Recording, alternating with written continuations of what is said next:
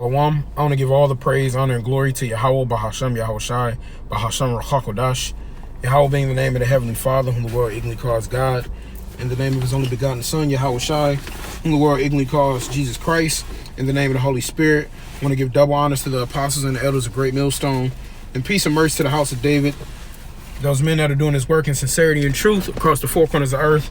And much love to you believers out there, the 1/3. To you all I say shalom and greetings. And Lord willing, this lesson is edifying. All right. I'm kind of going to go through the spirit with this one. And it's not going to be too long. Is because I don't want to give away what I'm about to discuss, because I want you brothers and you few sisters to see it. All right, so I'm just gonna go through the spirit and read some scriptures. So I'm probably gonna title this something like "The Experiment." All right, just so I don't get an instant flag. But this is me and the brothers had fellowship today, and one of the brother Gabar, he mentioned about a movie that came out a few years ago, and I ain't saying I'm a professional cinema guy, but I do enjoy cinema. I like movies. So, he said something about it. I'm like, damn, I ain't never heard of that before. So it's stuff that's happening in this movie that I'm not going to disclose. I'm big on that. I ain't one of them brothers that be, ready to tell you what the movie all about, and I'm telling you to go watch it. I want you to see it so you can, extrapolate from it, your own personal spiritual opinion, so to speak. But I do want to get some scriptures. And the one thing I will tell about you, that the main point I want to get, 2 points, is dealing with Esau. He's really a bloodthirsty man, and that chip, man, the MOTB, and they're showing it, man, and in this movie particular on a large level.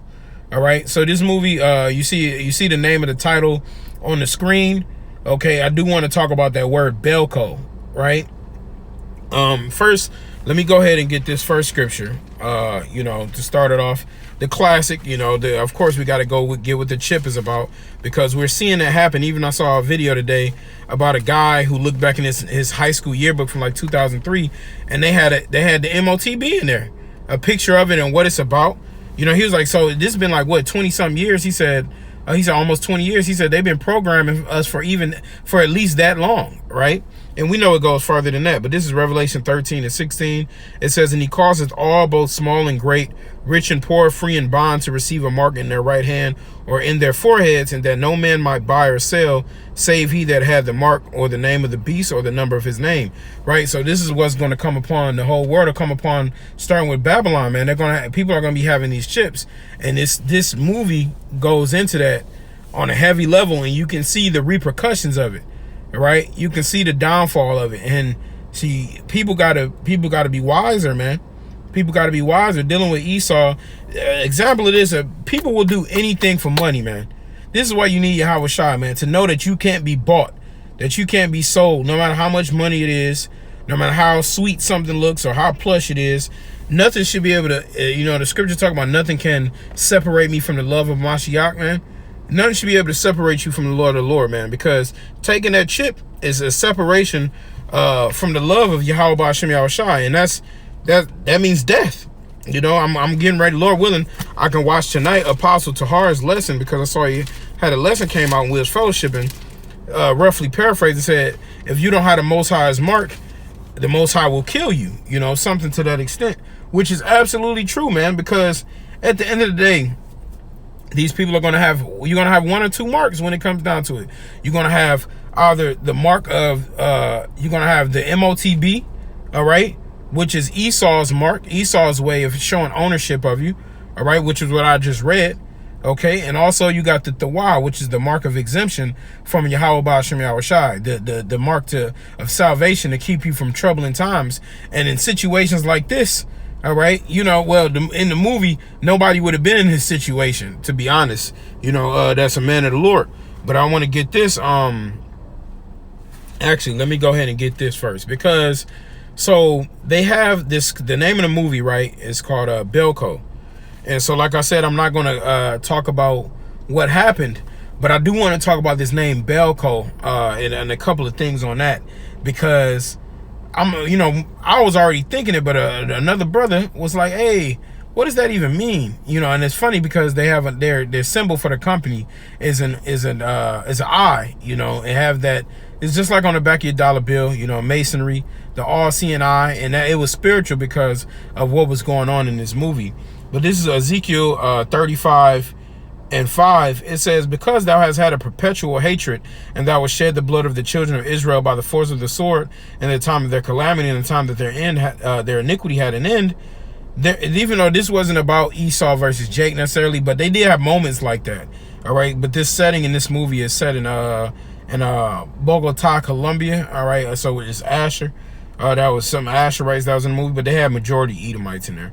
But the point is in 6, it says, therefore, as I live, saith the Lord power, I will prepare thee unto blood, and blood shall pursue thee, since thou hast not hated blood, even blood shall pursue thee. You see that Edomites are just bloodthirsty, man. They'll do anything to slay the next man. They'll do anything to be on top. They'll do anything to tap into their blessing. And you see that, man. Whereas dealing with Jake, things can turn out differently sometimes, because even though Jake is, especially of the wicked of our people, they have surpassed the deeds of the wicked, and they're treacherous. All right, but Esau has a certain spirit about him that, man, he'll do anything to preserve his own soul. He'll kill anybody. He'll kill his brother. He'll do anything to do something wicked, man. All right, but I want to get this. This is Jeremiah 50:2. It says, declare ye among the nations and publish, and set up a standard. Publish and conceal not. Say, Babylon is taken. Bel is confounded. Merodach is broken in pieces. Her idols are confounded. Her images are broken in pieces. And see, so it says Bel is confounded. So you will read about Bel in the scriptures, or sometimes it'll say Baal. All right, when you really go into Baal, Baal means Lord. All right, but that was a idol god of the heathen, man. Okay, and so that's what people don't understand. That was an idol god of the heathen. And so he says Bel is confounded. And so this is also how there was a guy one time, and I'm sure the video is still out. He was scoffing, but of me that I was saying, when you read this, when the scriptures say, "Thou shalt make no mention of other gods," that doesn't mean you can't say their names for edification's sake, because some of those idol gods are in the Bible. That's a good lesson, actually.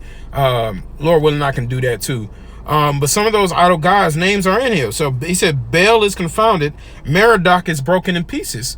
So we wouldn't even be able to read and say those names if that was the case. You see Molech in the scriptures.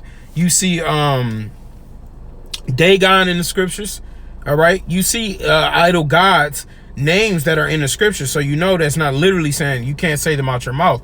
But you have to. The point is, men are worshiping. You can't worship those names. We can say it for edification's sake, to let somebody know, so-called, like we say, so-called, who the world ignorantly calls Jesus Christ, right? That's because at the end of the day, that's an idol god, right? That's not Yahweh Shai, point blank, period.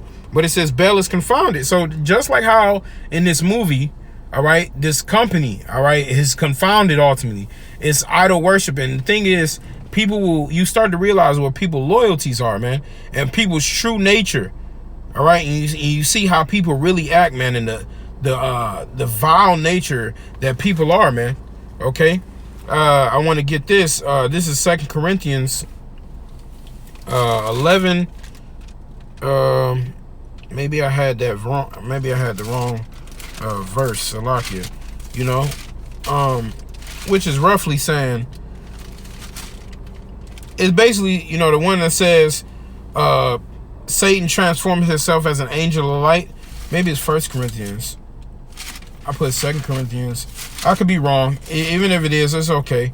But, the thing is, you have to be wary of Esau, Edom, man. You have to be, no, it's not, definitely not 1 Corinthians. But you got to be wary of Esau, Edom, man. Because Esau, Edom is a snake. All right? Esau, Edom will do anything to overthrow you. He will do anything to supplant you. And not only that, Edomites will do anything for money. Esau will do anything for a certain lifestyle. All right, and they don't understand that. There it is. The water y'all 2 Corinthians 11:14. It says, and no marvel, For Satan himself is transformed into an angel of light. And that's how people see Edomites now. The same people who you have coworkers, and they're wearing shirts and suits and ties, all right, and they're smiling at you every day. It lets you know how quickly people can turn to your enemies, man, no matter how they look. And people will show their true nature when there's no sense of authority. And that's how we're looking forward to for Jacob's trouble. There's going to be no sense of order or authority. So you're going to see people natural nature come out. And there's I did a lesson on that too, but there's a philosopher. His name is slipping my mind right now. Maybe it's Kant. But, he talks about basically in nature how he gives like 5 types of situations in nature. He says it's like nasty, brutish, poor. Basically he's giving these different types of situations because people are brutes towards each other. It's nasty, all right. It's poor. It's short, all right. So that goes in the prophecy, says like those days shall be shortened, all right. So these people don't understand, like, when you're faced in dilemmas of uncertainty and facing dilemmas of me versus you, all right, instead of trying to collaborate and see what works best, they will do anything to do what they feel is in their best interest. They don't care about how you feel and what your personal feelings are. That's not what their goal is. Their goal is only for them.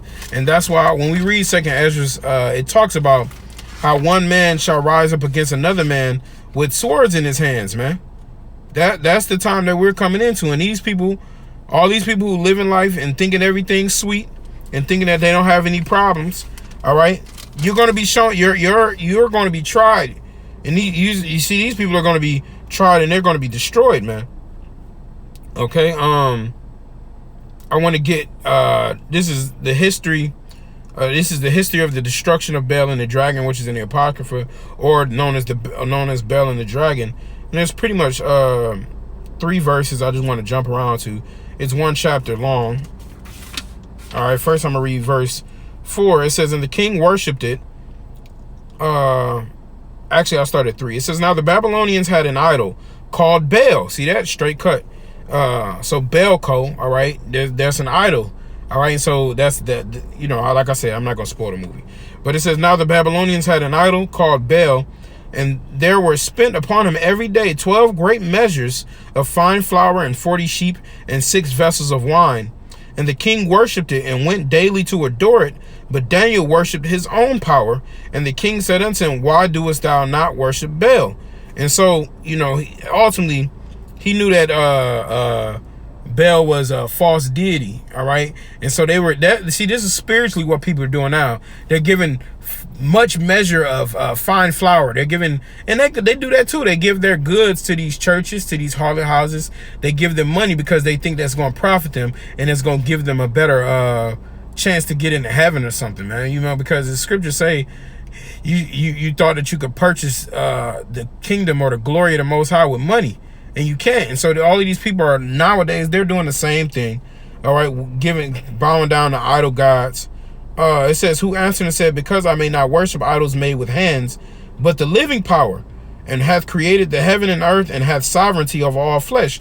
And Yahweh Bashem Shah are the ones who have sovereignty over all flesh. Yahweh, all right, not Bel, man. That's an idol god. So Daniel is telling him, I don't bow to no idol gods. He says, then said the king unto him, thinkest thou not that Bel is a living god? Seest thou not how much he eateth and drinketh every day? And see, that's the thing. See, these companies are modern day Bels too. These companies where you worship them, they're giving you something, so you feel you got to give them something. Ultimately, you're giving your life to them, man. You're giving your life and your mind over into these things, man.